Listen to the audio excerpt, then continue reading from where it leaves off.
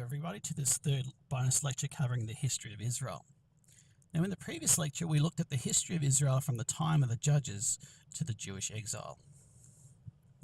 Now, we finished the last lecture with the siege of Jerusalem and its conquest by Nebuchadnezzar and the Babylonians, who exiled all of the Jews to Babylon in 586 BC. Now, there was a partial captivity of the Jews about 20 years earlier in 605 BC, when Daniel and Shadrach, Meshach and Abednego were exiled to Babylon. Now, this is noted in Daniel 1 verse 1 as the third year of Jehoiakim. Now, Jeremiah notes that the Battle of Carchemish as occurring in Jehoiakim's fourth year. Now, Daniel's reckoning of it occurring in the third year is exclusive of the part of the year between his accession to the throne and the Feast of Trumpets. Now, it is likely that this part captivity occurred after the Battle of Carchemish or Kadesh between Nebuchadnezzar and his Hittite allies against the Egyptians led by Ramses the Great.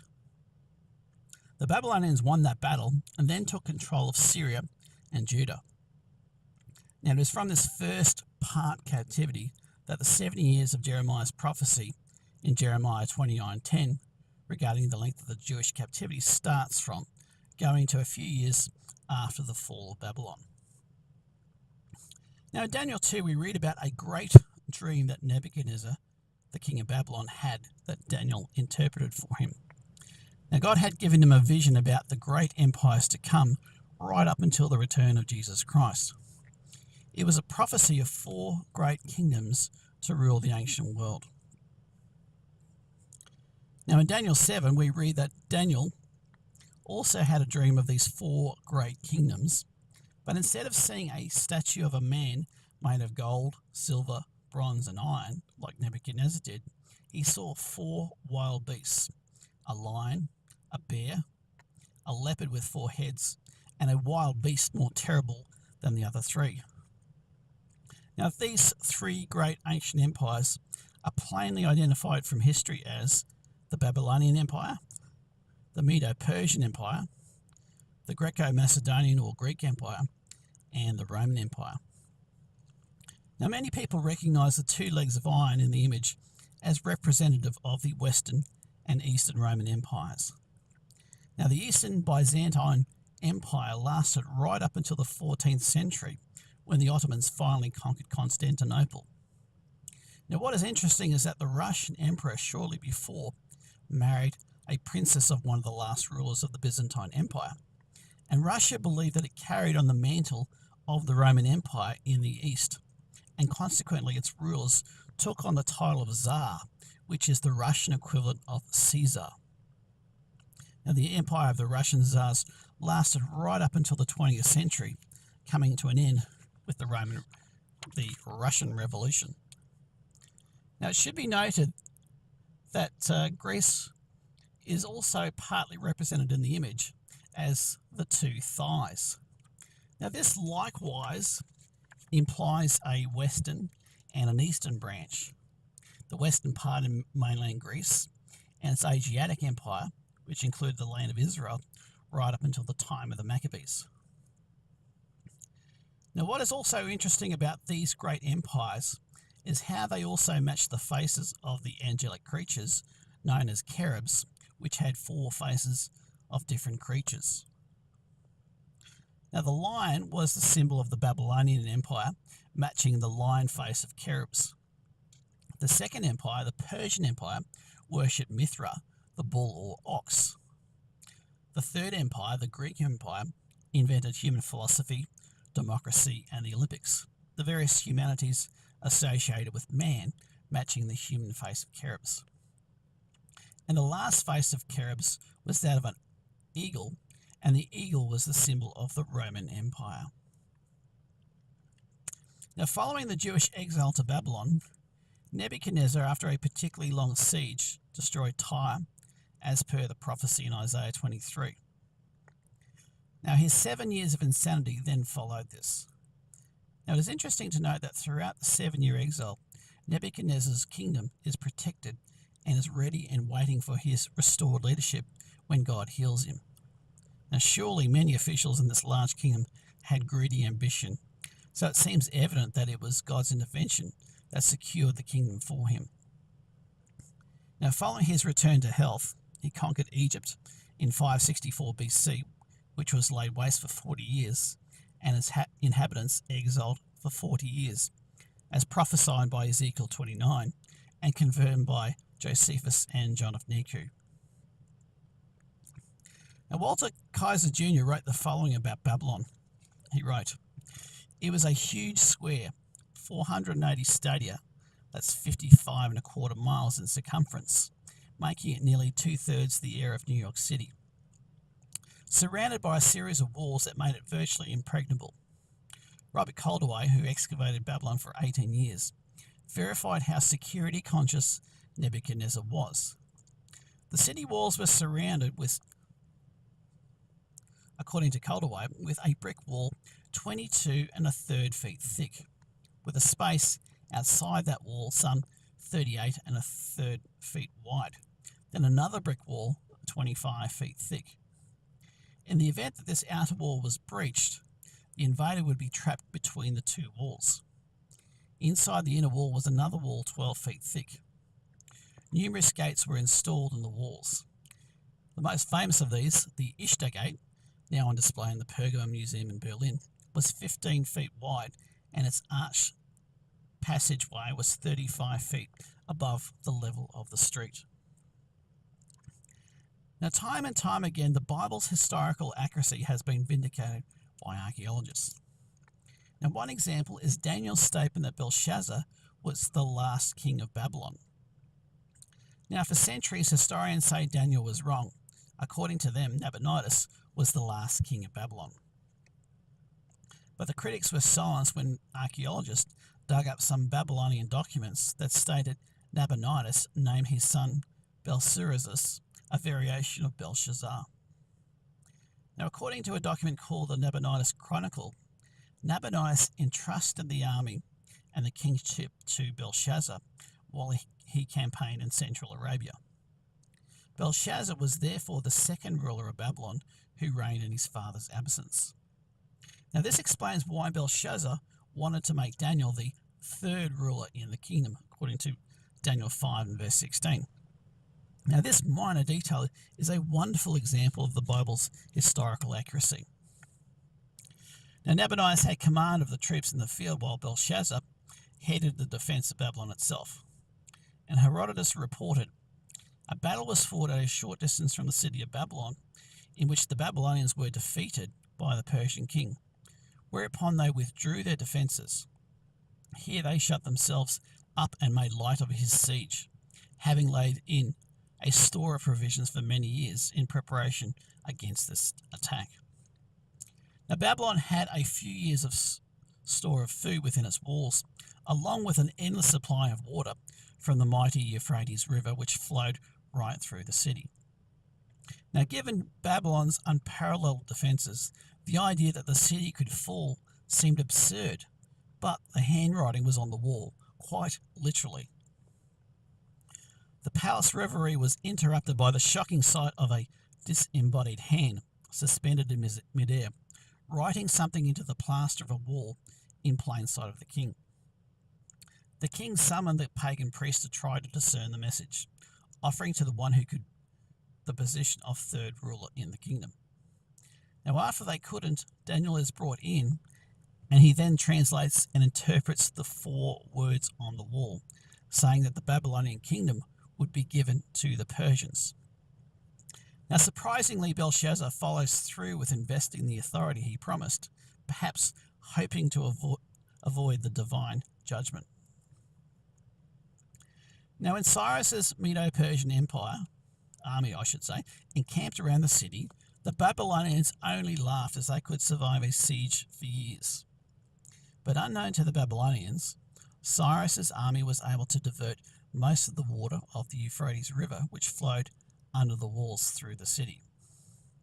Now, Cyrus had also gotten a spy into the city to open the gates of the outer and inner walls of the city.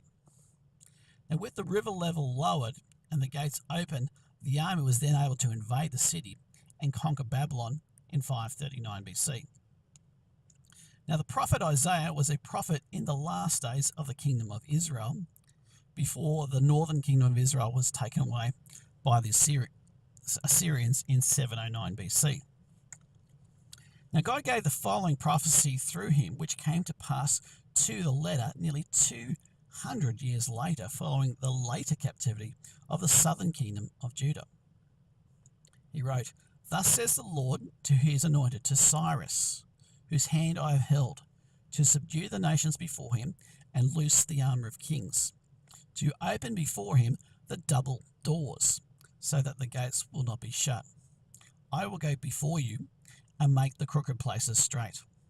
I will break in pieces the gates of bronze and cut the bars of iron. I will give you the treasures of darkness and hidden riches of secret places, that you may know that I, the Lord, who call you by your name, am the Lord God of Israel."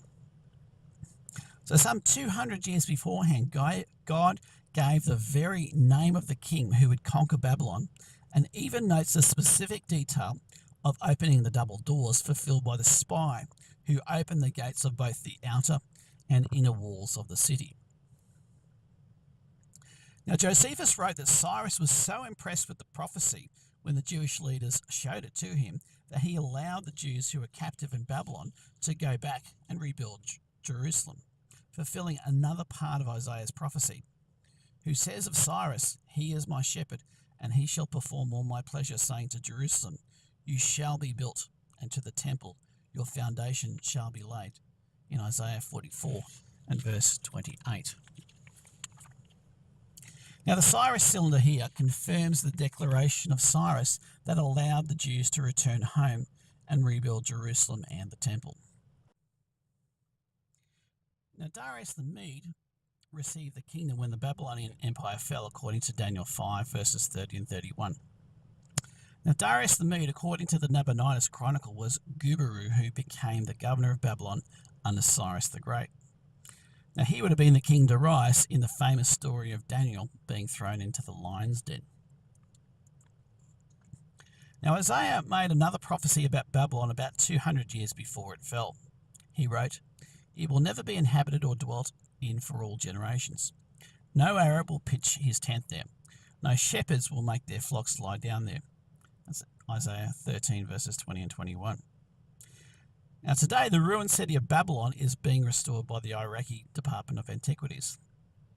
Now, unlike the ruins of Nineveh, where sheep now graze, local shepherds completely avoid the ruins of Babylon, believing the place to be demon-infested. Now, Cyrus ruled for 10 years, followed by Cambyses for another 7 years, before Darius I began his 36-year rule. Now, Darius I built a beautiful new capital at Persepolis, which is one of the best preserved and beautiful ancient cities going around. Now, Dr. Floyd Jones, in his book, The Chronology of the Old Testament, discusses what could be described as a chronological nightmare that is found in the post-exile books of Ezra and Nehemiah. He writes, "It has long been recognized that the books of Ezra and Nehemiah exhibit a built-in yet distasteful quandary. The book of Ezra begins in the 16th year of Cyrus, about 536 BC, and the book of Nehemiah ends around the 32nd year of a Persian king designated as Artaxerxes.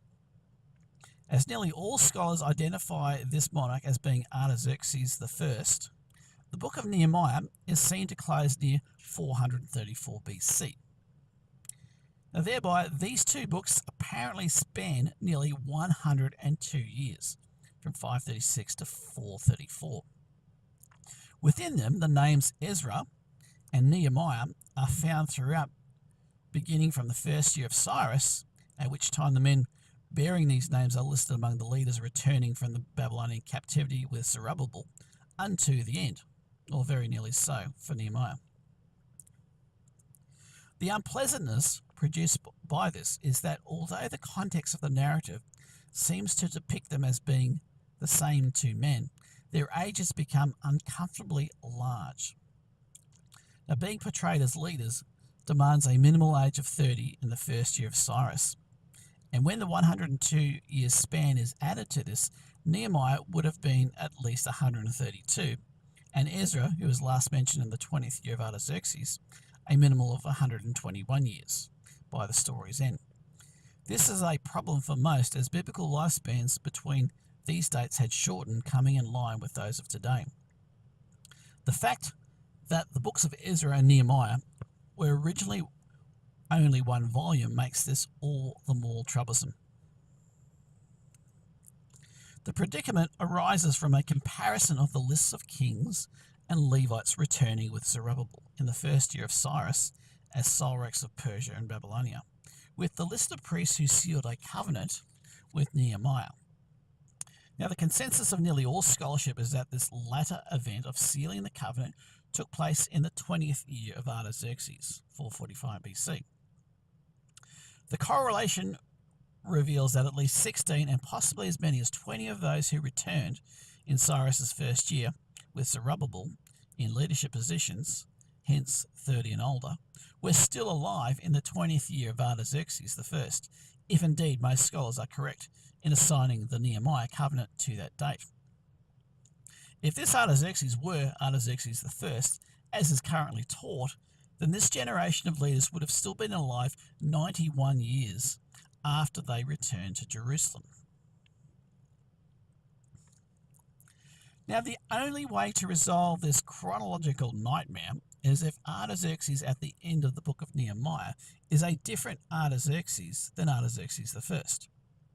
Now, could a previous Persian king before the first recognized Artaxerxes possibly be the correct Artaxerxes of Nehemiah? Well, if so, then this has a major knock-on effect for the famous 70 weeks prophecy of Daniel 9. Now, most churches interpret the beginning of the 70 weeks prophecy from the rebuilding of Jerusalem and the temple to the Messiah as one of the decrees of Artaxerxes I. Now, in the case of my own church, it interprets the starting decree as the one in Ezra 7 verse 7 in Artaxerxes' 7th year.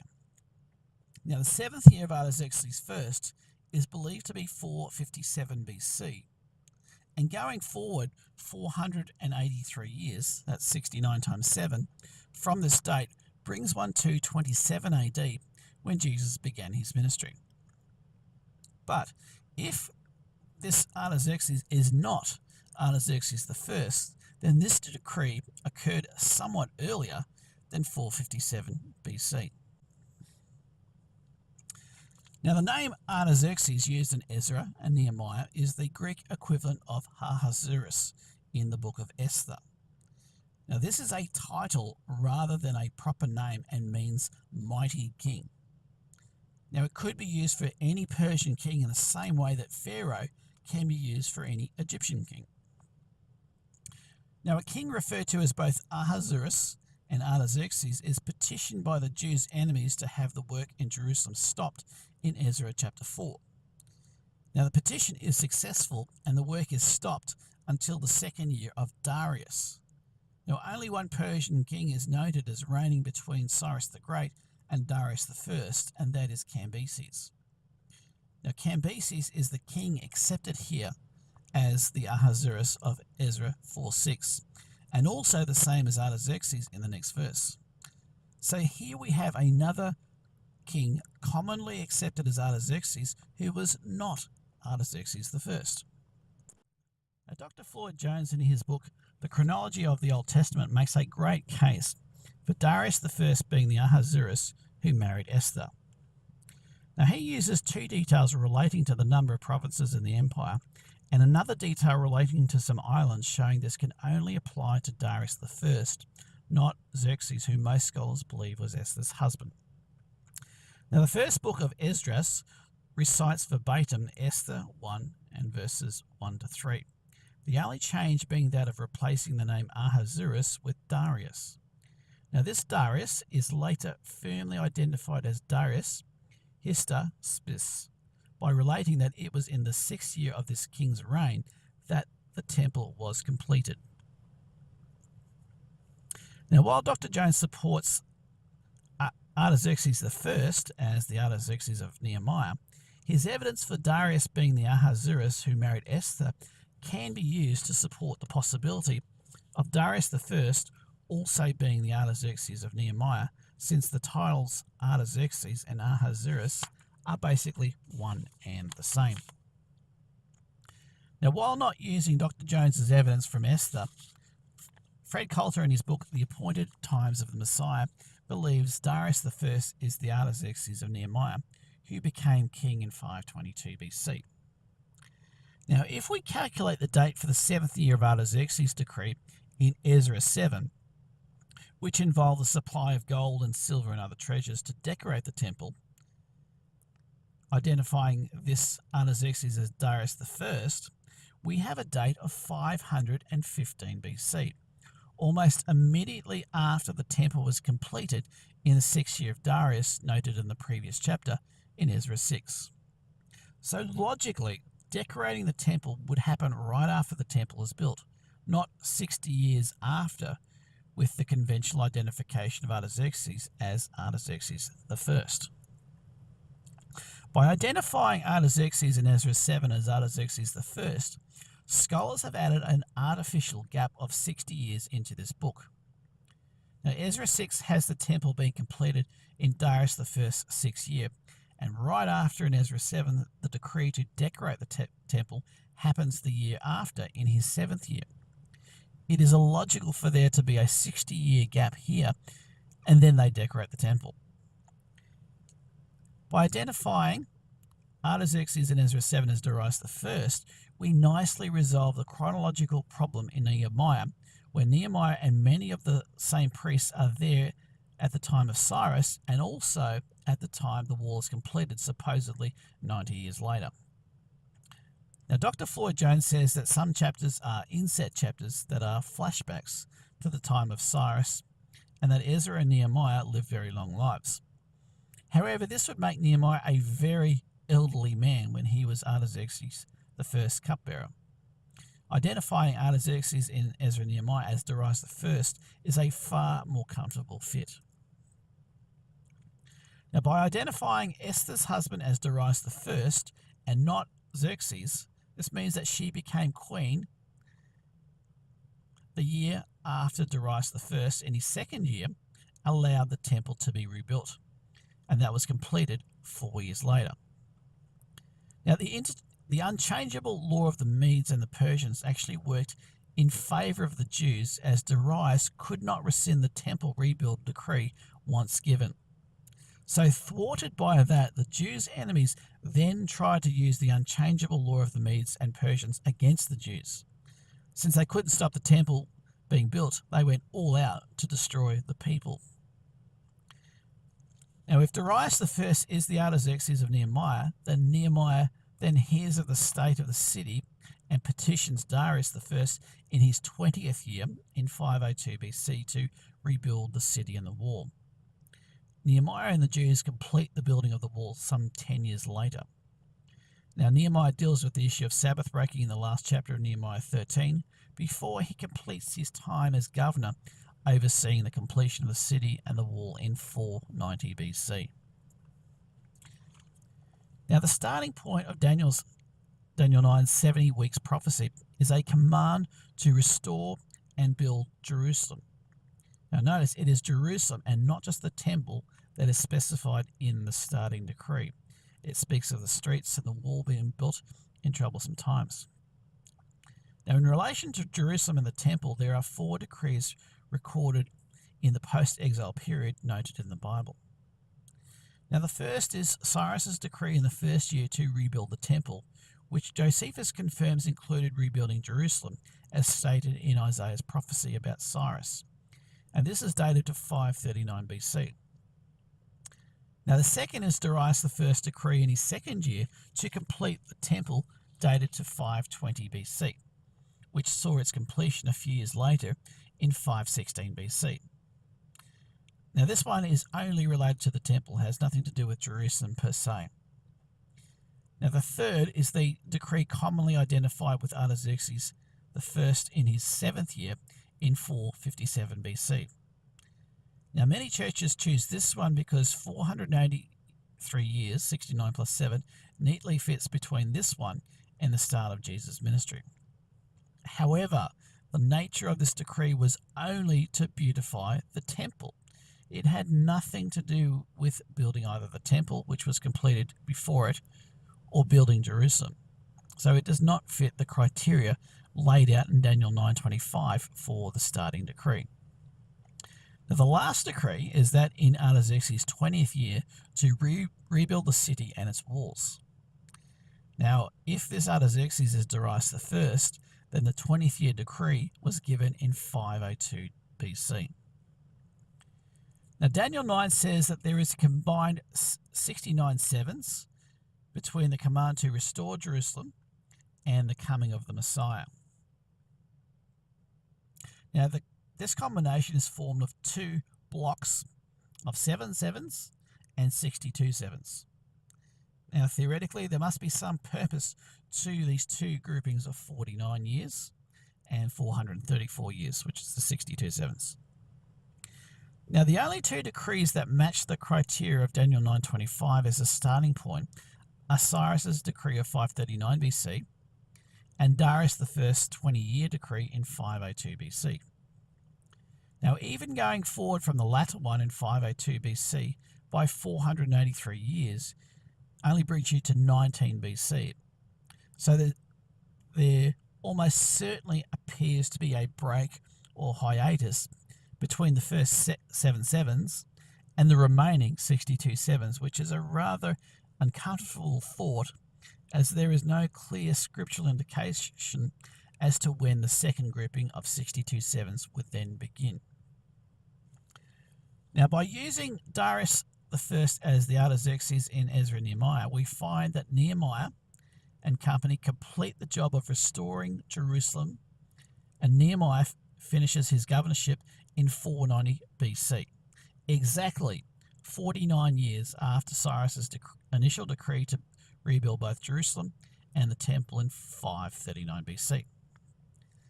So this appears to fulfill the 7 sevens, the physical restoration of Jerusalem and the temple. Now, Fred Coulter has a break between the two blocks of 7 and 62 sevens, and the second block of 62 sevens, which he believes is about spiritual judgment, he has starting with Malachi's proclamation of the coming of the Messiah shortly before 400 BC. Now, there is no definitive date for the book of Malachi. Now, Fred Coulter favours 409 BC, with the 62 sevens ending in 26 AD with the start of the ministry of Jesus Christ. Now, the Seder Olam was compiled by Rabbi Yossi ben Halafta in the 2nd century AD and is the basis for the current Jewish chronology. Now, the year 2000 was, according to the Jewish chronology, the year 5751 since the creation of mankind, around 210 years short of the correct Bible chronology. Now, the Jewish chronology misses 60 years from misunderstanding how old Terah was when he begot Abraham. Now, the Jewish chronology reckons Terah as being 70 years old when Abraham was born. Now, we read in Genesis 11:26 that Terah lived 70 years and he begot Abraham, Nahor, and Haran. Now, this gives the impression that Terah was 70 years old when he begat Abraham, though we are plainly told that Abraham was 75 years old when Terah died at 205 in Acts 7 verse 4. So obviously it had to be one of the older brothers of Abraham who was born when Terah was 70 years old. Now, the remaining difference of around 150 years comes from shortening the kingdom of Persia from over 200 years to a little over 50 years. Now, the kings after Darius II are completely left out.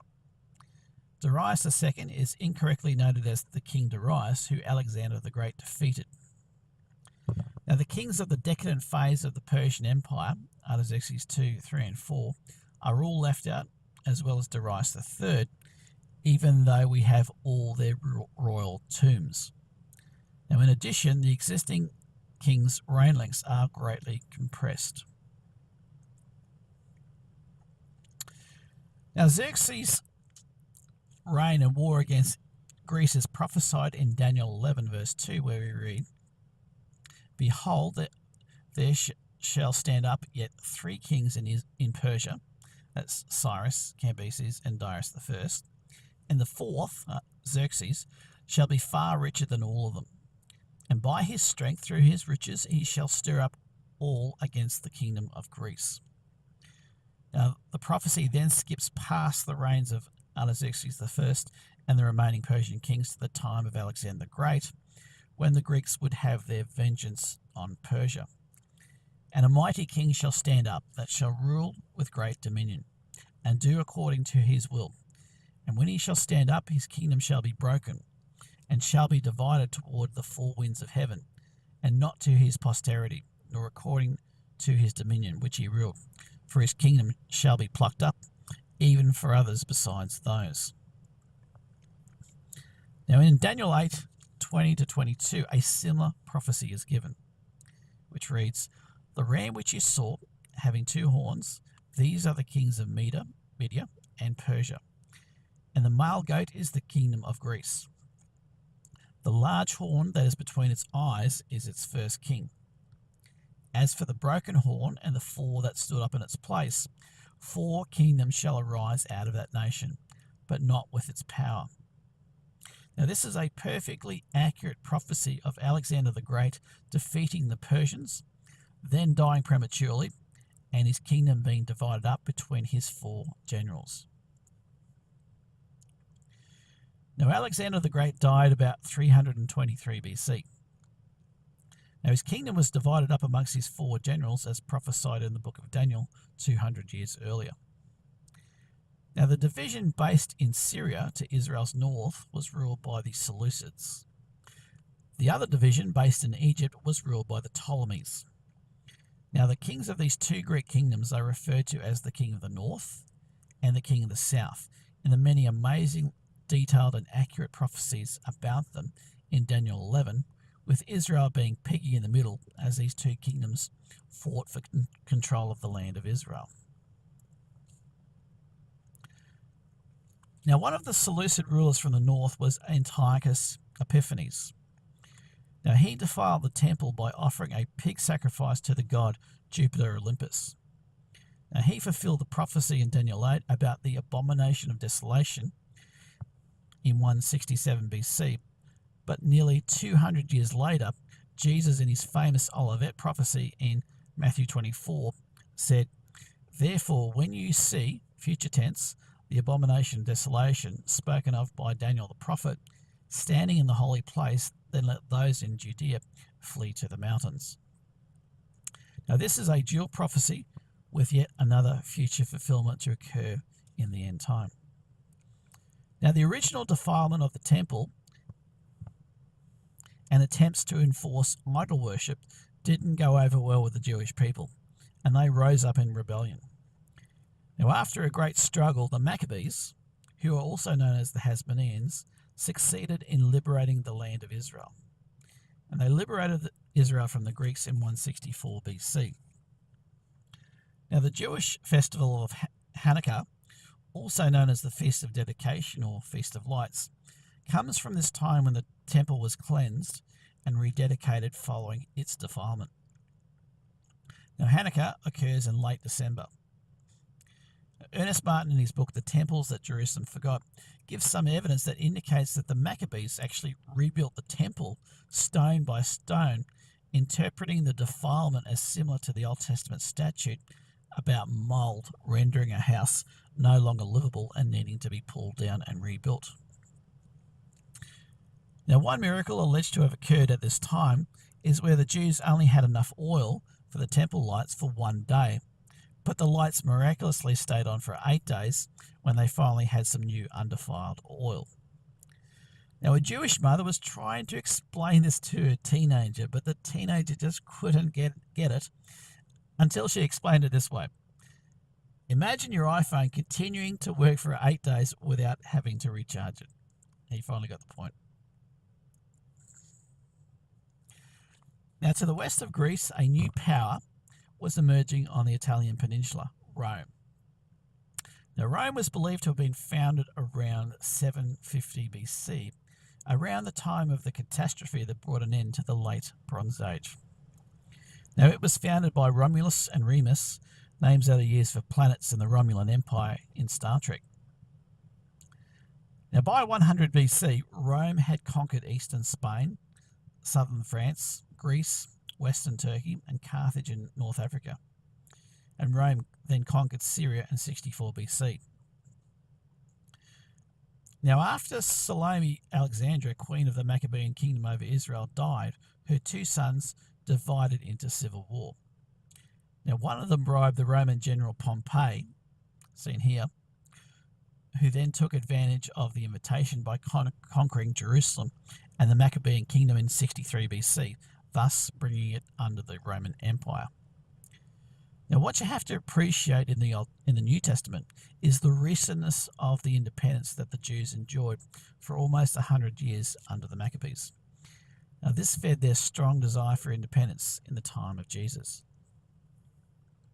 Now, following the Roman conquest of the Holy Land, Rome conquered Egypt in 31 BC. Now, Cleopatra was Egypt's last ruler. Now, contrary to how she's pictured in movies, she was in fact a Ptolemy of Greek descent and looked like this here in the bottom right. Now, the prophecy shown here in Daniel 11 verse 37 is an accurate description of the Roman emperors, as emperor worship became customary in the Roman Empire, and many of the emperors did not regard the desire of women, as a high percentage have been reported in records to have been homosexual. The Roman Republic, which was ruled by the Roman Senate, was severely destabilized in a series of civil wars and political conflict, during which Julius Caesar, who conquered much of France, was appointed as perpetual dictator and then assassinated in March 44 BC. Now, civil wars and executions continued, culminating in the victory of Octavian, Caesar's adopted son over Mark Antony, and Cleopatra in 31 BC, and the annexation of Egypt.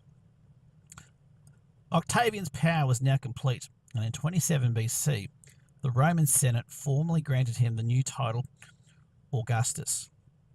Now, his other title of Caesar has also been carried on through the titles of the Russian Tsar and the German Kaiser. Now, Augustus Caesar was the first Roman emperor and ruled for 40 years from 27 BC to 14 AD. Now, as you can see from the statue here in the middle, he was actually also quite the fan of disco dancing. Now, Jesus was actually born during his reign.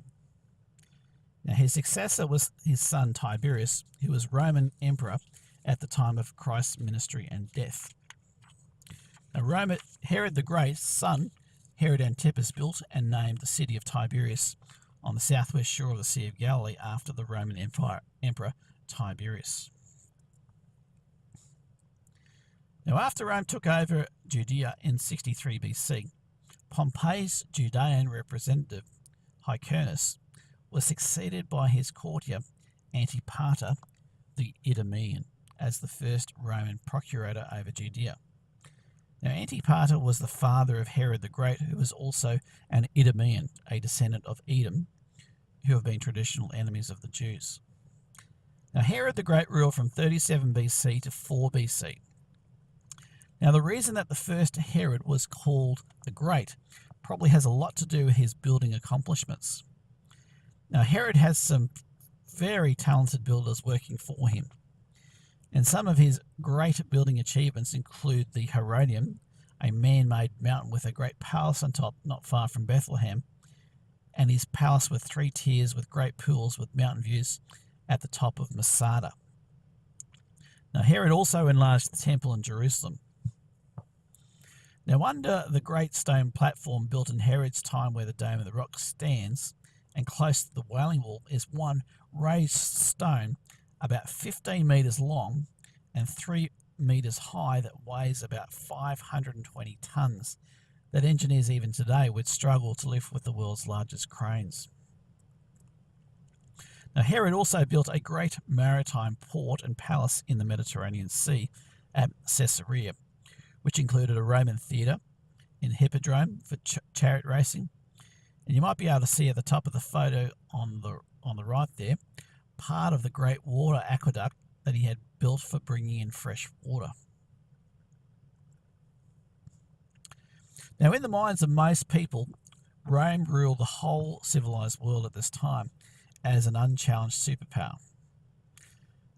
Now, the great British historian George Rolleston questioned this, and he wrote, "The picture of the world during the Roman period put before students in histories of Rome was defective, not to say false, in its omission to recognise the real position of Parthia as a counterpoise to the power of Rome, a second figure in the picture not much inferior to the first, a rival state dividing with Rome the attention of mankind and the sovereignty of the known earth." Now, the material I'm about to cover comes mostly from Stephen Collins' series of books on the lost tribes of Israel, which I highly recommend. Apart from his prophetic views and view that Germany comes from Gad, I feel that it is quite solid historically speaking. Now, Parthia is a forgotten ancient superpower that was based around the area south of the Caspian Sea, where the Assyrians deported the house of Israel several hundred years earlier. Now, Steve Collins provides much historical support to show that the ruling class was descended from the tribes of Israel. Now, while its empire included different ethnic peoples, a great many Israelites and Jews resided in the empire. Now, the Parthians took over most of the lands previously controlled by the Seleucid Greeks who were based in Syria. Now, the Euphrates formed part of its western border with the Roman Empire, and Josephus alludes to this when he speaks of where the so-called lost tribes were in the 1st century. He wrote, "The 10 tribes are beyond the Euphrates till now, and are an immense multitude, and not to be estimated by numbers."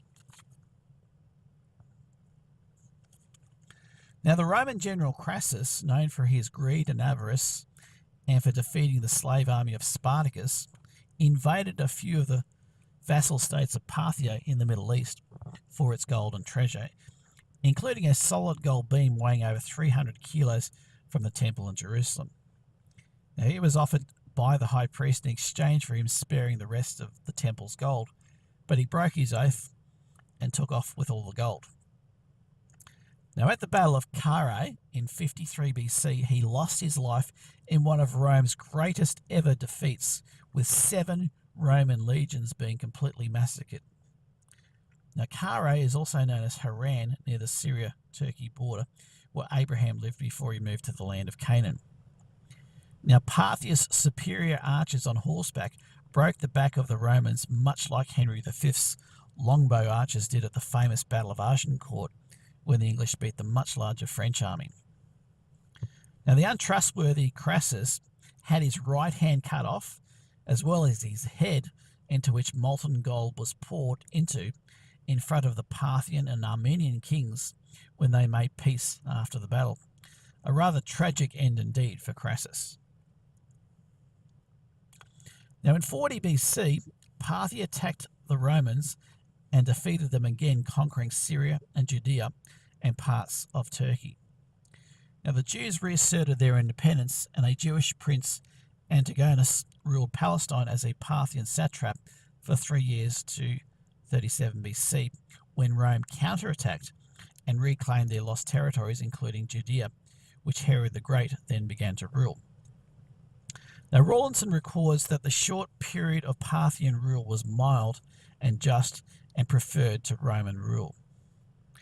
Now, like the 100-year period of independence under the Maccabees, this brief period of Parthian rule played a part in this strong desire for Jewish independence from the yoke of the Romans.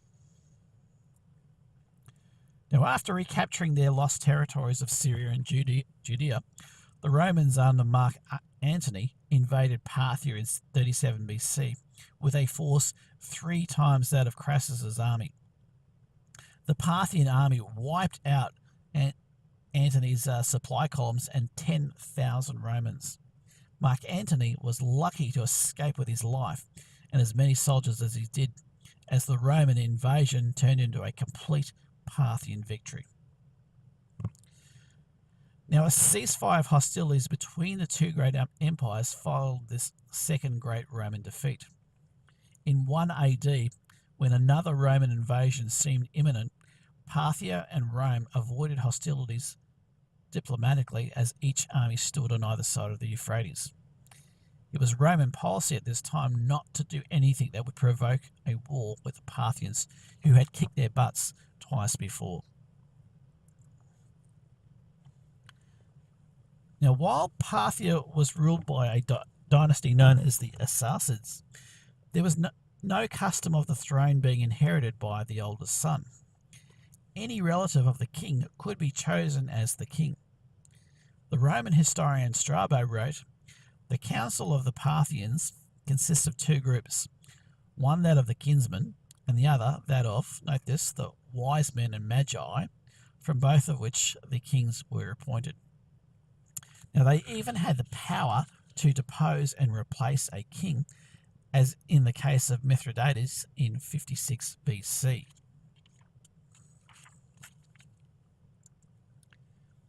Now, the background of Parthia helps to explain certain events in the life of Jesus Christ.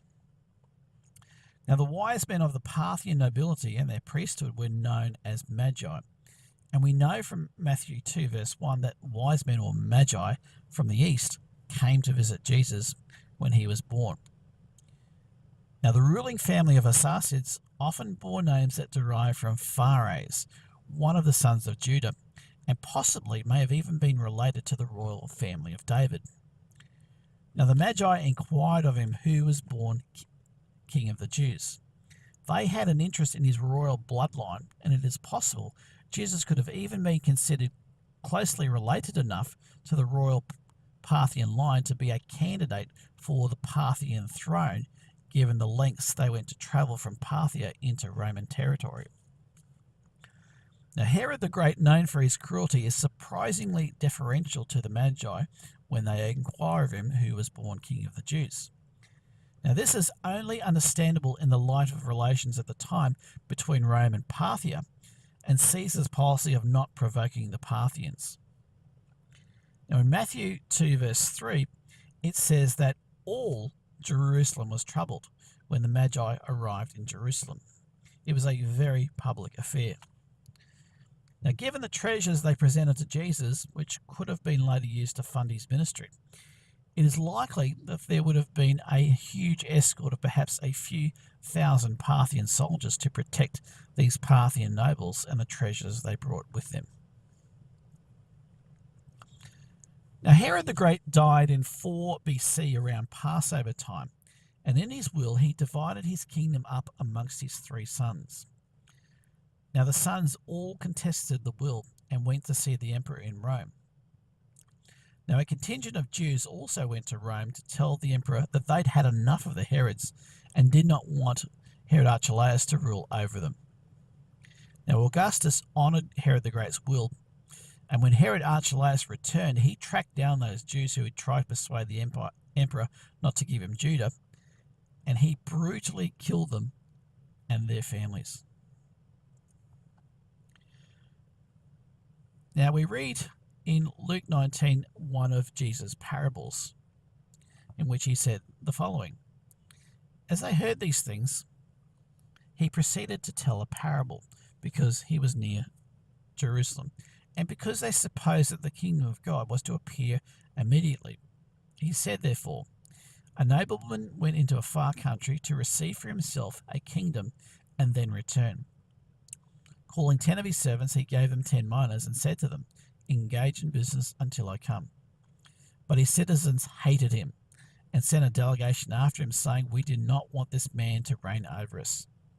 When he returned, having received the kingdom, he ordered these servants to whom he had given the money to be called to him, that he might know what they had gained by doing business." And we drop down to the end of the parable. It says, "But as for these enemies of mine, who did not want me to reign over them, bring them here and slaughter them before me." Now, it's fascinating in this parable how Jesus draws on experience of one of the kings of his day that his audience would have been well familiar with. You can see the echoes of what happened when Herod Archelaus went to Rome and dealt with those who didn't want him to rule over them. Now Joseph and Mary fled to Egypt to avoid Herod the Great killing the newborn Jesus. They then returned to the land of Israel. Now in Matthew 2 verse 22 we read, "But when he heard that Archelaus was reigning over Judea in place of his father Herod, he was afraid to go there, and being warned in a dream he withdrew to the district of Galilee." Now it appears that they were planning on resettling in Bethlehem, but returned to Nazareth when they heard that Herod Archelaus was ruling in Judea. Now Herod's son, Herod Archelaus, killed the Jews that protested his taking over Judea after his father died in 4 BC. Now 10 years later, in 6 AD, another contingent of Jews, despite the risk to their own lives, again appealed to Augustus Caesar to have Herod Archelaus removed because of how badly he had ruled. Now this time, though, they were successful, and Augustus Caesar removed him as ruler over Judea. Now Herod's 2 other sons, though, continued to rule in Galilee and further north, but Rome began to rule more directly over Judea in the south of Israel by appointing a Roman prefect over Judea. Now in Mark 6 verse 3 we read, "Is not this the carpenter, the son of Mary, the brother of James, and Joseph, and Judah, and Simon? And are not his sisters here with us?" Now Jesus is said here to have at least 4 brothers and at least a couple of sisters. Now Mary may have been a virgin soon after Jesus was conceived by the Holy Spirit, but Mary did not stay a virgin after her marriage to Joseph. Now it is theoretically possible his siblings were from an earlier marriage between Joseph and some other wife who may have died, but this is probably highly unlikely. Now in the parallel account in Matthew 13:56 it says, "Is not this the carpenter's son? Is not his mother called Mary, and his brethren James, Joseph, Simon, and Judas?" Now in one version it calls Jesus a carpenter, and in the other it states that Jesus was the carpenter's son. Now the Greek indicates that Mark's version is properly translated, so it does appear that Jesus for a time did learn the same trade from his father Joseph. Now Mark 2:1 indicates that he had a home in Capernaum during his ministry, which he may have built himself perhaps. Now the Greek word translated carpenter is tekton. Now it simply means a builder. Now the vast majority of building done in Israel at the time was done with stone, not wood. So Joseph, and most likely Jesus for a time, were stonemasons rather than carpenters or woodworkers, though carpentry may well have been a smaller subset of their trade. Now I'm sure calling Jesus a stonemason will likely conjure up conspiracy theories in the minds of some people, but in all likelihood their trade mostly would have involved stone. Now, not far from Nazareth, ruins were discovered of a large city called Sepphoris, which was a city that was built by Herod Antipas as his capital over the area of Galilee and Perea that he ruled following the death of his father Herod the Great. Now, much of the city, not far from Nazareth, was being built at the same time as Jesus was growing up. Now, Nazareth was a small town at the time, and not much building would have gone on there. So it is likely that Jesus' father Joseph, and perhaps Jesus, did stone building in this city of Sepphoris. Now in Luke 4 and verse 16 it says of Jesus, "And he came to Nazareth where he had been brought up." So from this we have to conclude that he did spend most of his childhood years in Nazareth. Now that is all that is written of Jesus' life between 12 and 30, other than the time he goes to the temple when he's age 12. Now we read in Matthew 13 verses 54 to 56, "And when he'd come into his own country, he taught them in the synagogue, so much so that they were astonished and said, 'From where does this man have this wisdom and these mighty works? Is not this the carpenter's son? Is not his mother Mary, and his brothers James and Joseph and Simon and Judas, and his sisters, are they not all with us? Then from where does this man have all these things?' I mean, their rather quizzical response to Jesus may indicate that after he grew up and entered his 20s, that Jesus had been gone from Nazareth for a fairly long time. It seems very surprising in such a small town as Nazareth that the local spoke as if they were unaware of his wisdom or power, and so he may have been away for some time. Now, in Matthew 17, verses 24 to 27, we read the story of Jesus being pulled up to pay a tax, from which, by his reply, he indicates that he didn't have to pay, but he paid it anyway through the miracle of the coin and the fish, so as not to cause offence. Now, some commentators feel that this was a stranger tax, which, being originally from Nazareth, he was not obligated to pay, but since he was away for so long a time, he paid it anyway. Now, the term honourable counsellor applied for Joseph's uncle Joseph of Arimathea in Mark 15, verse 43, is translated from the word decurio. Now, Roman Cap notes that in the Roman world, a decurio noted an important Roman office, usually connected with the general management of a mining district. Now, this gives us a hint as to where Jesus might have travelled during his 20s. Now, given his royal bloodline and that the Parthians showed much interest in him at his birth, he may have visited Parthia, from where many of the house of Israel were. Now, there's also a significant amount of legendary evidence supporting the view that he travelled to Western Britain, such as Cornwall, where most of Rome's tin came from.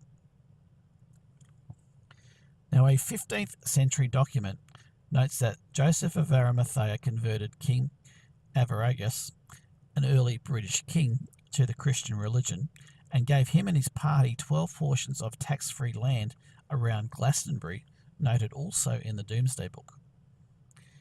Now, Jesus may have travelled with his uncle to Britain, who was apparently involved in Rome's mining industry. Joseph most likely would have had Roman citizenship, and quite possibly Jesus may have had that as well. Now, in Matthew 15, verse 24, Jesus said, "I am not sent but to the lost sheep of the house of Israel." Now, the house of Israel is generally a term that is more often used for the 10 tribes rather than to the Jews. And we also note in John 10, verse 16, to the Jews, Jesus said, "Are the sheep I have, which are not of this fold." Now, just as a fun little aside, have you ever been struck by the similarities between Jesus and the fictional hero Superman? Just like Jesus, the story of Superman starts with him as a baby sent away to avoid destruction, then jumps to him briefly in his adolescent years, while his human father is still alive, before jumping again to when he is 30 years old, where his human father is no longer alive, and he then starts to serve humanity in a public way. Now, the story of him being sent away as a baby also mirrors the birth story of Moses. Now, this is not surprising when you realise that the creators of the Superman comic were actually a couple of Jewish boys. Now, a comical review of the 1978 Superman movie from the people at Honest Trailers joked that he was a Jesus metaphor sent to Earth in a Christmas tree decoration. In Mark 2, verse 1, we read, "And again he entered into Capernaum after some days, and it was heard that he was in the house." Now, it appears that Jesus had his own home in Capernaum. Now, Capernaum is on the northern coastline of the Sea of Galilee, and the trading route known as the Via Maris went through it, so it was a place where taxes were also collected, reminding us of the story of Matthew. Now, Matthew 9:1 says that he went across the Sea of Galilee to his own city, which would be Capernaum, and then a little further down in the verse 9 we read of Jesus calling Matthew when he was sitting down and collecting taxes. Now, there's a synagogue in the middle of this picture here of the synagogue in Capernaum. Now, its upper section of white marble is from the time after Jesus, but the basalt foundation would be from the time of Jesus. Now, here is a picture of a millstone and an olive press found at Capernaum. Now, the initial squeezing of the olives was done on the millstone, And then crushed olives would be placed under the olive press to be squeezed even more for its precious olive oil, which was used for lighting, cooking, anointing, and other purposes. Now, the Greek word for an olive press was Gethsemane, as in the Garden of Gethsemane. So the Garden of Gethsemane basically conjures up the imagery of Jesus with the weight of the world's sin pressing down on him and squeezing out his lifeblood. Now, Jesus could use very vivid imagery to teach lessons about God's way of life. Now, one example is found in Mark 9, verse 42, where we read, "And whoever shall offend one of these little ones who believe in me, it is better for him that a millstone were hanged around his neck and he were cast into the sea." Now imagine that millstone being hung around your neck and being cast into the nearby Sea of Galilee. You get the impression that God takes very seriously the way that we treat those he refers to as little ones in this lesson here. Now this is the main advertised site. The main site that's advertised as Bethsaida, which is a fair drive north of the northern coastline of the Sea of Galilee. Now, Bethsaida was the home of Andrew and Peter. Now, when I was driving along the northern coastline of the Sea of Galilee, I was thinking to myself, man, this feels so much like driving back home in Australia. And it later hit me why it felt so much like home. It's because of the large number of eucalypt gum trees along the shore that were introduced to assist with drainage in the area. Now, you can actually see a few eucalypt trees in this particular photo here. Now, this site is probably too far inland to be the correct Bethsaida, which was on the shoreline in Jesus' day. Now, there is an alternate site proposed much closer to the shoreline that's probably a better candidate. Now, a few kilometres drive north of the Mount of Beatitudes is another town that Jesus preached called Chorazin. Now, this is a fascinating site to visit in Israel, and there are ruins of an early Jewish synagogue there, and the only example found of a Moses seat, which is where the person doing the reading of the Torah would sit. So you can, in the picture on the right here, you can see me sitting on the Moses seat reading the Ten Commandments. Now, another example of Jesus drawing out something that people were familiar with in his culture was his use of the word hypocrite, the Greek word for actor, which he uses 17 times. Now, Jesus was familiar with the Greek and Roman theatres such as the one in Sepphoris and what went on in them, even if he wasn't a theatre goer himself. In Matthew 6, Jesus said, "Therefore, when you do your good deeds, do not sound a trumpet before you as the hypocrites do in the synagogues and in the streets, so that they have glory from men. Truly I say to you, they have their reward. But when you do your good deeds, do not let your left hand know what your right hand does, so that your good deeds may be in secret. And your Father who sees in secret himself shall reward you openly. And when you fast, do not be like the hypocrites of a sad face, for they disfigure their faces so that they may appear to men to fast. Truly I say to you, they have their reward." Now, when a lead actor came onto the stage, a trumpet would sound. Now, the hypocritical Pharisees were after the praise of men, like the applause an actor got after a performance, but their motives for doing religious acts were way off base. They would also disfigure their faces when fasting, much like the sad mask that actors would have on during a Greek tragedy. Now, one of the most impressive sights in Jesus' day was the temple in Jerusalem. Now, today it is generally assumed to have stood where the Muslim Dome of the Rock now stands. But let's notice a couple of Jesus' prophecies about what was going to happen to the temple and Jerusalem. Now, Jesus said, "Then Jesus went out and departed from the temple, and his disciples came up to show him the buildings of the temple. And Jesus said to them, 'Do you not see all these things?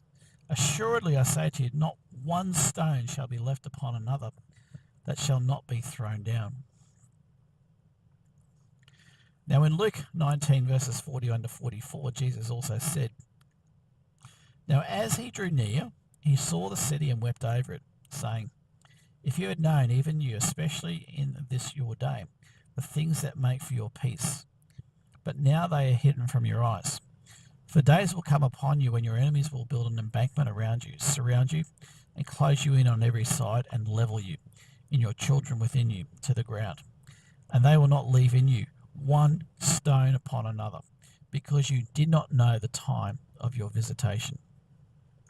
Both Jerusalem and the temple would be left without one stone upon another, because they didn't recognize Jesus, who came to them as the true Messiah. Now, an eyewitness of the destruction of Jerusalem was Eleazar, the Jewish commander at Masada.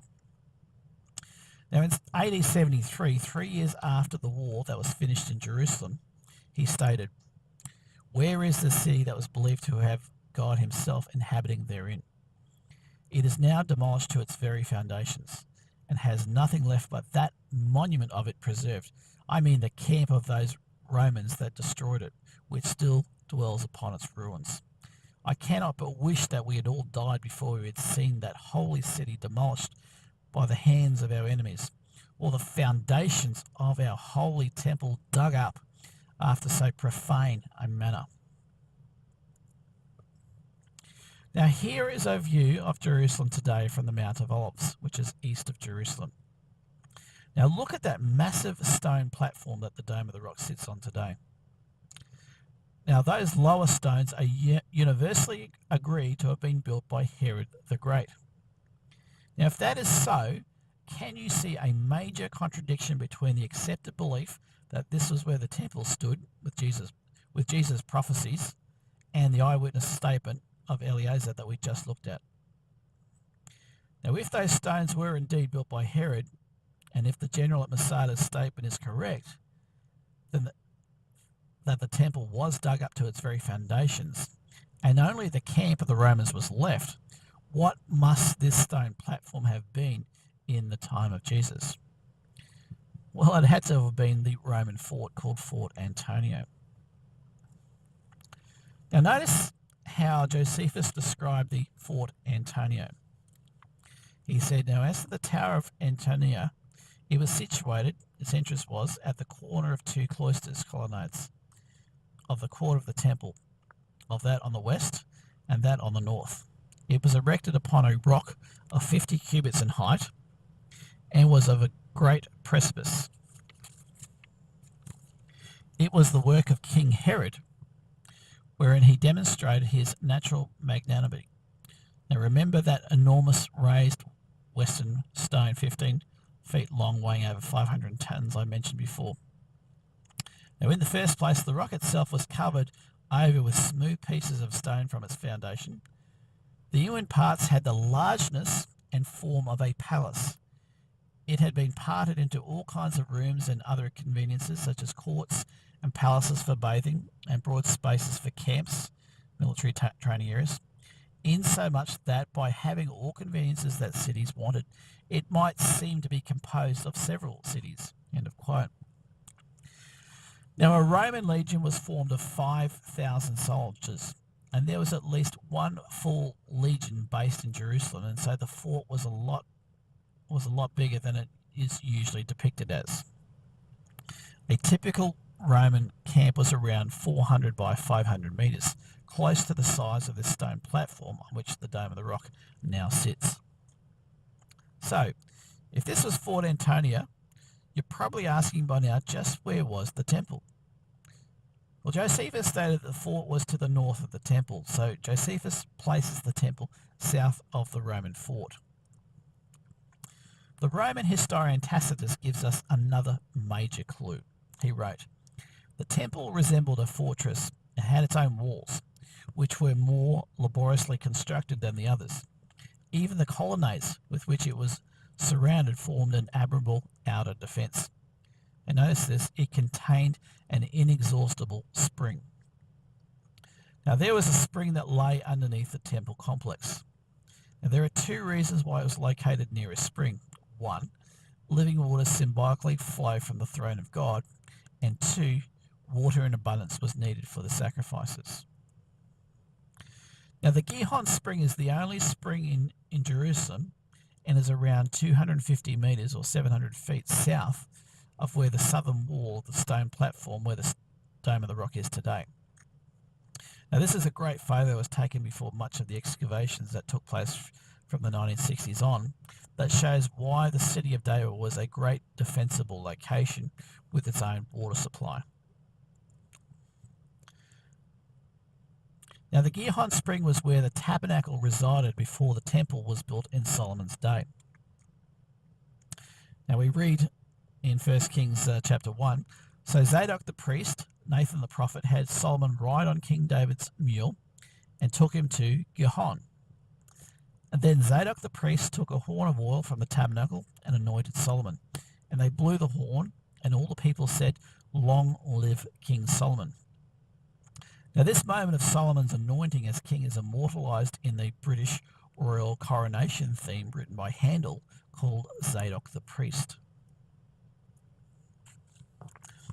Now, in describing the temple during the time of Jesus' day, Josephus wrote, the hill, talking about the temple platform, was walled all around and encompassed 4 stades. Now, a stade was 600 feet. Each angle of the square containing in length a stade, 600 feet on each side. The colonnades were 30 cubits broad, that's 45 feet, and the complete circuit of them, embracing the colonnades to and from the Tower of Antonia, measured 6 stades. Now, based on the research I've presented here on the temple from Ernest Martin's book, The Temples That Jerusalem Forgot, here is an artist's illustration of what the temple really looked like in relation to the true size of Fort Antonia, where the Dome of the Rock is today. Now, each side of the temple was a little under 200 metres long, or about the length of 2 football fields. Now notice those stairs that go up to Fort Antonio, where you can see the red line there. Now, that was most likely the site where the crowds gathered when Pilate offered to release either Jesus or Barabbas. Now, here is another graphic showing where the temple would be, superimposed over what there is there today in Jerusalem. Now, Jerome in the late 4th century said the following about the destruction of the temple. He said, "Our holy and our most beautiful house where our fathers praised thee is burned up with fire, and all our pleasant things are laid waste, and the temple which earned reverence throughout the world has become the refuse dump of the new city, whose founder Hadrian called it Alia." That is, Hadrian called his new city Alia Capitolini. Now, Jerome said that the temple area was turned into a dump. Now, of the temple site, Eusebius, about the same time as Jerome, also wrote that the temple is a Roman farm like the rest of the country. Yea, with my own eyes I have seen the bulls ploughing there, and the sacred site sown with seed. Now, this was a fulfillment of Micah 3 and verse 12, which says, "Therefore, because of you, Zion shall be ploughed like a field. Jerusalem shall become heaps of ruins, and the mountain of the temple like the bare hills of the forest." So what is on this site today? Well, after my first visit to Jerusalem in 1999, the Jews had taken over quite a bit of the northern part of the spur that was the original city of David, and developed an archaeological park that is a huge tourist attraction today. Now, its key attraction, of course, is Hezekiah's tunnel that goes from the Gihon Spring to the southern end of the spur, where the Pool of Siloam is. Now, Arab houses are further south, where the temple site was, but the Jews are quite eager to buy them out if possible. Now, the 2 photos I took on the right and bottom right give you an idea of approximately where the temple stood and what's on there today. Now, if the temple was further south, as this research indicates, do you think there's any need to move or blow up the Dome of the Rock if the Jews accepted this research and wanted to rebuild the temple? Now, prophecy does indicate there will be a temple in the end time, as the man of sin goes into that temple and sits down and proclaims himself as God. Now, the man of sin sitting in the temple is not the abomination as Jesus spoke about in Matthew 24, as he said, there that it would be standing in the holy place. Now, the holy place is a technical term for the place where only the priests could enter. Now, Daniel's prophecies also indicate that that sacrifices would be resumed before being cut short by another abomination of desolation. So, is there any proof outside the Bible that Jesus really lived? Well, we actually have quite a few records from non-biblical sources that confirm that Jesus Christ was a real historical person in the first century. Cornelius Tacitus, Roman historian, senator, consul, and governor of the province of Asia, wrote concerning Jesus and Christians. Nero punished with every refinement the notoriously depraved Christians, as they were popularly called. The originator Christ had been executed in Tiberius' reign by the governor of Judea, Pontius Pilate. But in spite of this temporary setback, the deadly superstition had broken out afresh, not only in Judea, where the mischief had started, but even in Rome. Now, Justin Martyr, a 2nd century theologian, wrote, "Now there is a village in the land of the Jews, 35 stadia from Jerusalem, in which Christ was born, as you can ascertain also from the registries of the taxing under Cyrenius, your first procurator in Judea." Now, Justin was referring to public records that existed in his day to demonstrate that Jesus was born in Judea. Now, Julian the Apostate wrote a major thesis against Christianity in which he said this: "Jesus, whom you celebrate, was one of Caesar's subjects. If you dispute it, I will prove it by and by, but it may as well be done now. For yourselves allow that he was enrolled with his father and mother in the time of Cyrenius.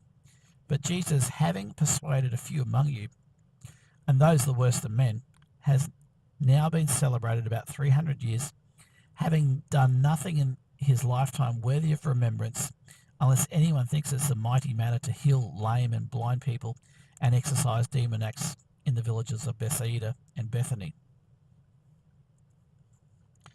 Now, Josephus, a Jewish historian of the 1st century AD, regarded the life of Jesus Christ as an established fact. In Antiquities of the Jews, Josephus wrote, "There was about this time Jesus a wise man, if it be lawful to call him a man, for he was a doer of wonderful works. A teacher of such men as received the truth with pleasure. He drew over to him both many of the Jews and many of the Gentiles. He was Christ, and when Pilate, at the suggestion of the principal men among us, had condemned him to the cross, he appeared to them alive again the 3rd day, as the divine prophets had foretold these and 10,000 other wonderful things concerning him, and the tribe of Christians so named from him are not extinct at this day." Now, a second mention of Jesus by Josephus is seldom disputed by scholars, unlike that previous quote. Now, it concerns the martyrdom of James, his half-brother. He wrote, "Festus was now dead, and Albinus was but upon the road. So he assembled the Sanhedrin of the judges, and brought before them the brother of Jesus, who was called Christ, whose name was James, and some others, or some of his companions. And when he had formed an accusation against them as breakers of the law, he delivered them to be stoned." Now, from 6 AD, Judea was ruled by Roman prefects, though the Galilean Perea, on the east bank of the Jordan, continued to be ruled by Herod Antipas up until 39 AD. Now, the 5th Roman prefect over Judea, from 26 to 36 AD, was Pontius Pilate. Now, an inscription with his name on was found at the port of Caesarea, north of today's Tel Aviv. Now, according to one legend, Pilate is believed to have committed suicide and was buried at Mount Pilatus in Switzerland, overlooking Lucerne, which legend says was named after him. Now, Herod Antipas, who ruled Galilee and Perea, was the Herod who had John the Baptist decapitated. Now, he happened to be visiting Jerusalem at the time that Jesus was crucified. Now, Pilate initially passed the buck of convicting Jesus to Herod Antipas when he found out Jesus was a Galilean, which was governed by Herod Antipas. Now, we saw before how Rome's policy of not antagonizing the Parthians explain Herod's deferential response to the Magi. Now, it also explains the great reluctance by the cruel Pontius Pilate and Herod Antipas to convict Jesus. It was like the two rulers were playing pass the parcel in an Irish pub when they tried to pass the buck of being the one to convict Jesus. They were well aware of the interest that the Parthian Magi had shown in him and desperately avoided being the one to convict Jesus. Pilate's public act of washing his hands was an attempt to avoid personal responsibility of Jesus' death as demanded by the crowd that refused to relent. Now, there is one more fascinating side note regarding the connections between Jesus and Parthia. Now, there is preserved a record, which is quoted in Stephen Collins's book, of a correspondence between a Parthian vassal king called Abgar of the city of Edessa and Jesus. Now, Abgar wrote of hearing the miracles of Jesus and asked him to come and cure him of a sickness that he had, even offering him sanctuary in his city. And the reply from Jesus sounds very much in the style of things he says in the Gospel of John.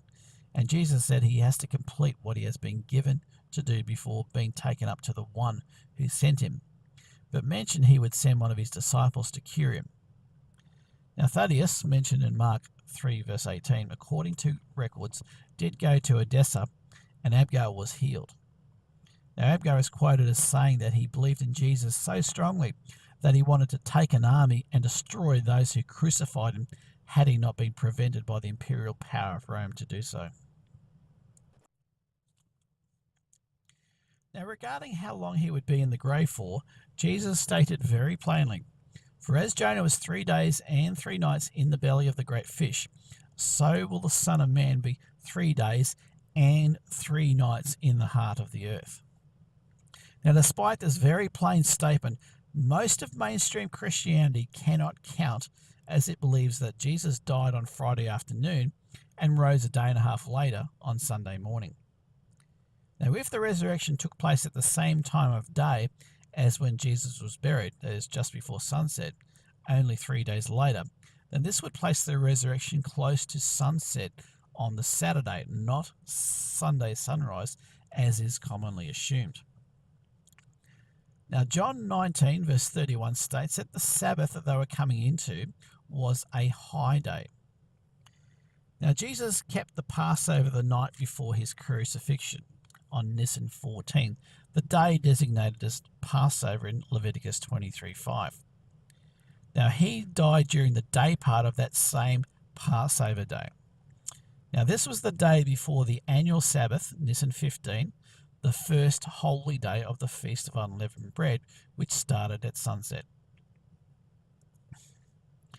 Now, Jesus' death and burial had to have been shortly before Wednesday's sunset, not on a Friday, which was followed by the annual high day on the Thursday.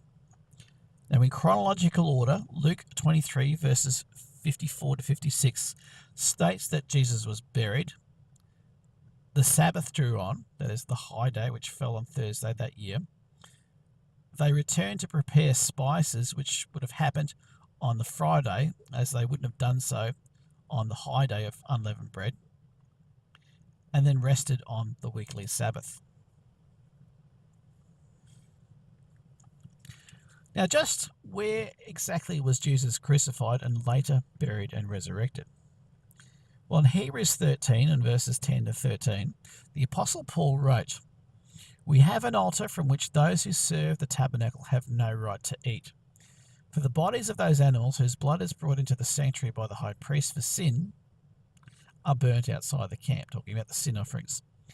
"Therefore, Jesus also, that he might sanctify the people with his own blood, suffered outside the gate. Therefore, let us go to him outside the camp, bearing his reproach." Now, the Apostle Paul tells us that Jesus was crucified outside the gate and outside the camp. The altar Paul speaks of here is the sin offering altar. Now, the priest could not eat of those sacrifices. Now, all of the entrances of the holy place and the holy holies were in the east. Now, the traditional Catholic and Orthodox side of the crucifixion and resurrection, the Church of the Holy Sepulchre, is northwest of the temple site. Now, it was barely outside the city walls in Jesus' day. The traditional Protestant site is the Skull Cave and nearby Garden Tomb, which are both north of the temple, just outside today's Damascus Gate. Now, both the traditional Catholic and Protestant sites were only barely outside the city walls in Jesus' day, and not sufficiently far away from the city walls to truly be outside the camp. Now, all the gates and altars in the temple and earlier tabernacle were due east of the Holy of Holies. Now, the temple pitched and typed the divisions of the garden and the land of Eden in Genesis. Now, the sin offerings were burnt outside the camp, some fair distance away, but due east of the tabernacle and temple. Now, sin is abhorrent to God, and so these offerings that represented sin were consumed outside the camp and far away from the presence of God. Now, the Jews plainly state that the sin offering altar, where the red heifer was burnt, was to the east of the temple on the Mount of Olives. In Midoth 1:3, it says, the priest that burned the red heifer, and all that ate it went forth to the Mount of Olives. Now, many people have heard of the red heifer, which some Jews are looking for as part of their preparations for another temple. Now, anciently, it was a heifer burnt completely to ashes, and its ashes were used in a very diluted manner in the waters of purification. Now, as the ashes lasted hundreds of years, this symbolized Christ dying once for all time. Now, red heifer is naturally red, the color of blood. It is a 3-year-old female cow. Now, as best as I can tell, it was the only sacrifice that was female. Now, most sacrifices involved an unblemished male. So you might be wondering, why was it female? Well, I think the most likely reason is that it represented Christ dying in the place of his future bride, his church. Now, the apocryphal Acts of John appears to give some historical support for Jesus being crucified near the sin offering altar on the Mount of Olives. It says, Jesus said to John on the Mount of Olives at the moment of the crucifixion, John, someone must hear this from me, for I have need of one who will hear it. Now, the Romans usually crucified criminals near the scene of their crime, whether arrested or on a major crossroads. Now, Jesus was arrested at Gethsemane on the Mount of Olives, and the road from Bethany across the double-arched Roman bridge that used to cross over the Kidron Valley went near the sin offering altar site. Now, we are also told that Jesus was crucified on a tree. In Acts 5, verse 30, it says, the God of our fathers raised up Jesus, whom you slew and hung on a tree. And in Acts 10:39 it says, we are witnesses of all these things which he did, both in the land of the Jews and in Jerusalem, whom he slew and hung on a tree. Now, the Romans normally stripped the branches off an existing tree and nailed a crossbeam with the criminal on, much like in this picture. And remember, they were usually crucified naked to emphasize the humiliation. Now, Jesus was also buried in a nearby tomb, which was likely hewn out of a cave. Now, before Constantine's mother picked out the holy sites venerated by Catholics today, Eusebius in the 3rd century wrote, believers in Jesus all congregate from all parts of the world, that they may worship at the Mount of Olives opposite the city, to the cave that is shown there. Now, this cave is known as the Cave of the Apostles. Now, today, the Pater Nostra Church at the T-junction halfway between the Church of the Ascension and the Seven Arches Hotel sits over this cave. Now, shortly before Jesus' ascension to heaven, the Roman emperors began the practice of calling themselves divine. Now, after Julius Caesar was assassinated in 44 BC, a comet appeared in the sky for 7 days, and witnesses came forth saying, we saw Julius ascending to heaven to sit at the right hand of Zeus, or Jupiter as he was called by the Romans, and that Julius is a god and Augustus Caesar is the son of a god. Now, in a sense, this was a counterfeit of Jesus' ascension to sit at the Father's right hand, as witnessed by his disciples. Now, from that time on, witnesses came forward publicly after the death of an emperor, saying, "We saw his ascension and his son, therefore is a divine ruler." And emperor worship became more commonplace and went to a whole new level under Domitian, where it was demanded. Now, Ephesus in Western Turkey, or Asia Minor, where the Apostle John was based at the time, really jumped on the bandwagon supporting Domitian in this. An enormous statue of Domitian was found here as part of his emperor worship. Now, perhaps not bowing down to the emperor here at Ephesus is why John may have ended up on the island of Patmos, where he wrote the book of Revelation. Now, it's interesting to note the location of the visitors to Jerusalem that saw the miracle of the tongues of fire over the disciples on the day of Pentecost. In Acts 2, Parthians and Medes and Elamites and the dwellers in Mesopotamia are at the top of the list. Now, all these were within the Parthian Empire. Now, it should be noted about the day of Pentecost that it says that the wind, the great wind that went through the whole house. When it refers to the house there, it's probably referring to the temple.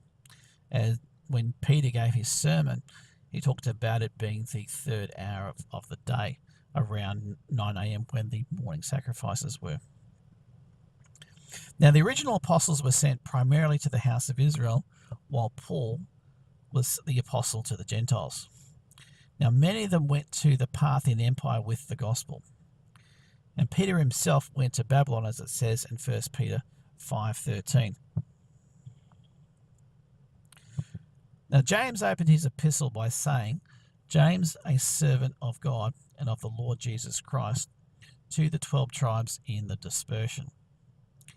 Now, like Josephus, he would have been aware of the descendants of the 10-tribe northern kingdom of Israel, taken into captivity by the Assyrians centuries earlier, lived mostly in the Parthian Empire. Now, like the Persians before them, the Parthians showed a high level of religious tolerance. Not so their conquerors, the Sassanid Arabs, who conquered Parthia in 226 AD. Now, gone was the old Parthian custom of religious tolerance. Now, in its place, Zoroastrianism was imposed as a state religion. And their religious intolerance, not unlike that seen in the Muslim world today, saw the majority of white people still living in the Middle East being driven out. Now, this not only included those descended from the tribes of Israel, but Assyrians and Elamites as well.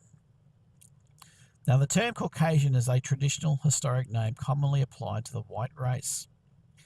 Now, it gets its origin from the major Caucasian migration into Europe, mostly via the Caucasian Mountains, that occurred after the fall of Parthia. At this same time, a whole host of so-called barbarian tribes pour into Central and Eastern Europe and into the Roman Empire itself, and contributed to the fall of the Roman Empire. The Israelites migrated to northwest Europe, and behind them were the Assyrians, who migrated to Germany, and the Elamites, who migrated to Eastern Europe. Now, there was a brief restoration of the rule of Herod's family over Judea between 41 and 44 AD, when Herod Agrippa I successfully lobbied to rule over Judea in place of the prefect. Now, we read about his death over in Acts 12 and verses 21 to 23. "And on a certain day Herod sat on his throne, dressed in royal clothing, and made a speech. And the people gave a shout, saying, 'It is the voice of a God and not of a man.' And immediately the angel of the Lord struck him, because he did not give God the glory. And he was eaten by worms and gave up the spirit." Now, a Roman representative was again appointed over Judea after his death. Now, two of these governors are noted late in the book of Acts. Now, one was Felix, who ruled from 52 to 60 AD, and the other was his successor Festus, who ruled from 60 to 62 AD. Now, the Apostle Paul was kept bound at the prison in Caesarea. Now, Herod Agrippa II and his sister Bernice were visiting Festus at his seaside palace at Caesarea when Paul pled his case to Festus. Now, Herod Agrippa II was the son of the Herod Agrippa I, who died for not giving God the glory. From 53 AD, he was the ruler of the area ruled by Herod the Great's son Philip on the eastern side of the Sea of Galilee, the area known today as the Golan Heights and as far as Tel Dan. Now, his other sister was the second wife of Felix, Drusilla. Now, there's an apocryphal lost chapter of Acts which talks of Paul after his trial in Rome, leaving for Spain and then to Britain, for he had heard that certain of the children of Israel about the time of the Assyrian captivity had escaped by sea to the islands afar off, called by the Romans Britain, where he spoke at Mount Lud near St. Paul's Cathedral in London and converted many people. After passing through France and Belgium, it speaks of him going to Mount Pilatus, one of my favourite places I've been to in Switzerland, where he and others saw a great sign in Lake Lucerne relating to Pilate and the crucifixion. Now, most commentators note that the book of Acts does end abruptly without the usual salutation and Amen as its conclusion. Now, at the end of the book of Romans, Paul spoke of his desire to go as far as Spain after going to Rome. Now, Paul was actually not convicted the first time that he went to Rome at the end of the book of Acts. He was the second time when he wrote his last epistle, the second epistle to Timothy. Now, he avoided crucifixion due to his Roman citizenship, and records indicate that he was beheaded, a quicker and less traumatic death than what befell many of the other apostles. Now, in 70 AD, the city of Jerusalem was utterly destroyed by Titus's Roman army. Josephus wrote that the siege of Jerusalem began on Nisan 14 in 70 AD, on the very same day of the year that Christ was crucified. Now, if Jesus died in 30 AD, that would be exactly 40 years to the day when Jesus was crucified. And the number 40 is the biblical number for judgment and trial. Now, Herod the Great died shortly before Passover in 4 BC. Now, the Bible plainly tells us that he was still alive when Jesus was born.